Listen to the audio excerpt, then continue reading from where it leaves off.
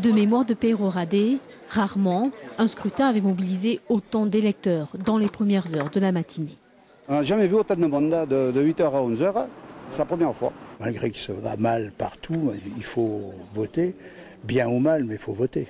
Après, il faudra voir le résultat. Si c'est toujours le même, c'est sûr que là, ça va être encore plus ralent. Mais s'il y a des vices de procédure, il faut faire les choses comme il se doit. Il y a 6 mois, à Peyrehorade, on pensait les municipales bouclées dès le premier tour. Après 13 ans en tant que maire, Alain Cyberchico est battu de 80 voix. Quelques jours après, il dépose un recours. Motif, la nationalité portugaise d'une candidate de la liste élue n'était pas mentionnée sur les bulletins de vote. Une lourde erreur et même un devoir à saisir selon le sortant. 4 démissions en l'espace de mois, ça prouve qu'effectivement la cohésion ne devait pas être là.